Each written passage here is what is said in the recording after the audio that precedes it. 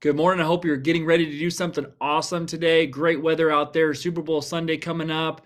Waste Management Open. Such a busy weekend. So hopefully you guys are out there going to start doing something fun this weekend. Wanted to come with you a couple key updates. Number one, self-employed updates. Number two, jumbo product guideline with a lower down payment. And number three, the win of the week. So let me go over the new self-employment guidelines. The self-employment guidelines just got easier. Fannie Mae and Freddie Mac just announced about a week and a half ago that they are removing some old COVID guideline overlays.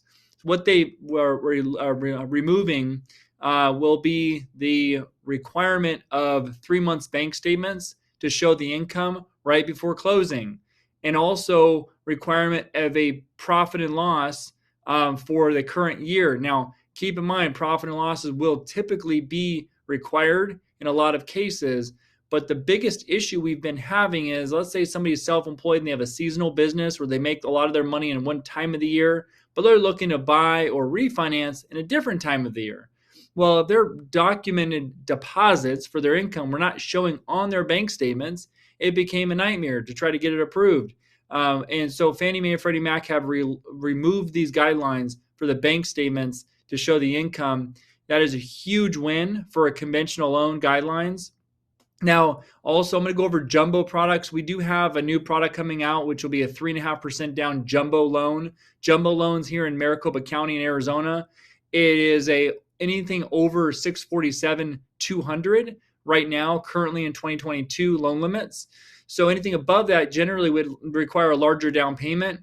We're releasing a jumbo product that will require about a 3.5% down. Obviously, fine print there. You're going to have good credit. You're going to have to qualify for the loan, of course, as well. So more information on that. I'll do a highlight on that program as well here in the coming weeks and months. So when that rolls out. Other thing is, I want to talk about rates. Rates are up, of course. I think everybody's kind of seen this now.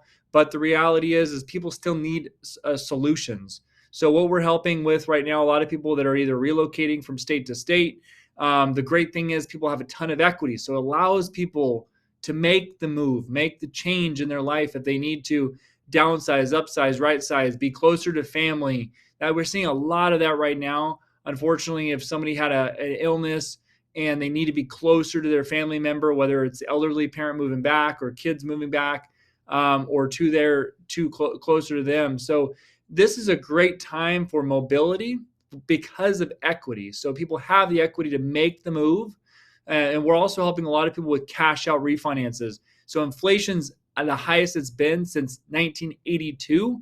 And that was when I was only one. So, a lot of us don't remember this inflationary environment we're in right now. But just know that as the cost of living goes up, debt consolidation is really helping a lot of people alleviate some of the pain of rising costs in other areas. So doing cash out refinance is really helping a lot of families save a ton of money, even with the rates being up a little bit compared to what they were last year.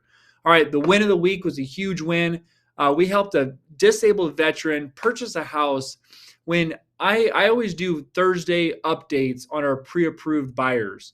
So let's say we have a family that's pre-approved. They're out looking for a house right now. It's tough to get your offers accepted. So we check in. On one of our check-ins a couple weeks ago, we found out that they were looking at a house they loved that was going to be a problem because on the listing, it didn't say it allowed VA financing. Now, on there, a lot of times a listing agent will just put it on there, whether it's conventional, cash, FHA, or VA. In this case, they only had cash and conventional. So I got on the phone and I actually talked to our buyer's agent that we're working with and the listing agent and said, why are we not allowing VA financing? Because really there's only two reasons why you should not allow VA financing. One is major termite infestation. And then another one would be if it's not on the condo list. Now, there are other things that are going to pertain to really any loan, whether it's major termite damage or major water damage, major termite damage. If that's really apparent, that'll be a problem on any loan. But specifically on VA, those are the two big things, termite and condos. So those were not an issue. It was more of just a concern of thinking that a VA loan was a little bit harder to close. So I talked with her and I said, well, our borrower's putting down 30%. And in this case, the VA loan is the right choice because it gave them a better interest rate. And because he's a disabled vet, he did not need to pay what's called a VA funding fee. So there's no mortgage insurance, no VA funding fee, lower rate, a win all around for the disabled vet. So I ended up bringing the deal together, talking to both agents. We ended up making it work. And now we're under contract for a beautiful new home here in Arizona. It was such an awesome win. So that's what I got for you guys. Go enjoy your Saturday. I hope you have a great time on Super Bowl. We're getting prepared. Our friend Jeremy, shout out to Jeremy. He loves the Bengals. So go Bengals. We got to go against the Rams because Rams are, our rivals here in Arizona. So I'm rooting for the Bengals. And hope you guys have an awesome weekend. Thanks for watching. If you know anybody that might help, pass it along, share the video, or subscribe. Have a great weekend. Take care.